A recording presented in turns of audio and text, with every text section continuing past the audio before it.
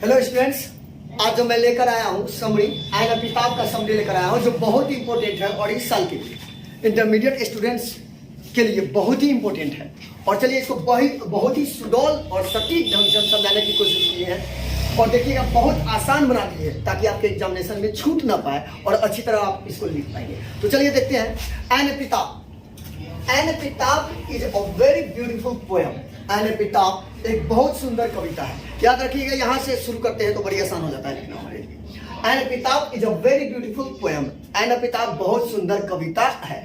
It is composed by a famous modern poet Walter de la Mare. It is composed by a famous modern poet Walter डिलामेयर।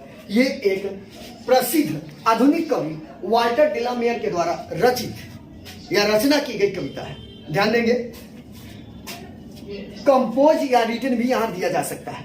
आगे लिखेंगे, Walter डिलामेयर को ऐसे childrens poet भी कहा जाता है क्योंकि ये बच्चों पर बहुत सारी कविताएं लिखी हैं, इसलिए इन्हें चिल्ड्रेंस पोएट भी कहा जाता है। याद रखिएगा, इसमें ऑब्जेक्टिव भी आपका क्लियर होते जा रहा है।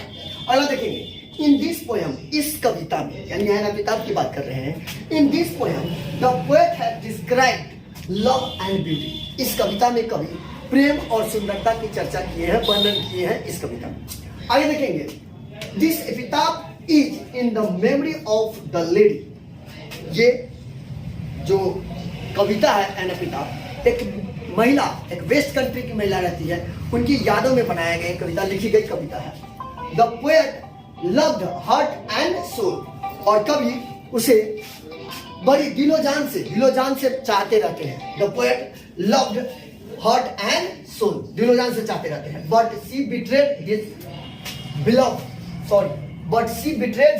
love being proud of her beauty। लेकिन वो महिला जो पश्चिमी देश की महिला रहती है, उसे अपनी सुंदरता पर बहुत घमंड रहता है और अपनी सुंदरता पर घमंड के वजह से कवि के प्रेम को रोनती रहती है, ध्यान नहीं देती रहती है, अवहेलना करती रहती है। चलिए आगे देखते हैं। The lady was very beautiful. और महिला बहुत सुंदर रहती थी, बहुत ही सुंदर रहती है। She was not aware of this fact. हालांकि उस महिला को यह बात पता नहीं रहता है, इस बात से अवगत वो नहीं रहती है, that her beauty would not last forever. कि किसी भी आदमी की सुंदरता या उसकी सुंदरता हमेशा के लिए नहीं रह सकता है। Nothing in the world is permanent. दुनिया में कोई ऐसी चीज नहीं है जो हमेशा के लिए हो या अस्थायी हो। दुनिया में nothing in the world is permanent. दुनिया में कोई ऐसी चीज नहीं है जो अस्थायी हो या हमेशा के लिए हो। यह बात वो महिला नहीं समझ पाती रहती है। चलिए आगे देखते हैं। She was proud of her beauty. उसे अपनी सुंदरता पर बहुत घमंड रहता है। She betrayed the love of the poet. वो कवि के प्रेम को रोनती रहती है, अवहेलना करती रहती है, ध्यान नहीं देती रहती है, हालांकि कवि उसे बहुत चाहते रहते हैं। दो इट इज द पोएट, हालांकि वो कवि ही रहते हैं, हु रिमेंबर्स हर, जो उसे याद करते रहते हैं, इवन आफ्टर हर डेथ। उसके मरने के बाद उस महिला को, जो वेस्ट कंट्री की महिला रहती है, उसे उसके मरने के बाद भी कवि उसे बहुत प्रेम करते रहते हैं। No one else remembers that lady. कोई ऐसा दूसरा आदमी नहीं हो सकता है जो उस महिला को मरने के बाद उसे याद कर सके। Now the poet has snubbed the frailty.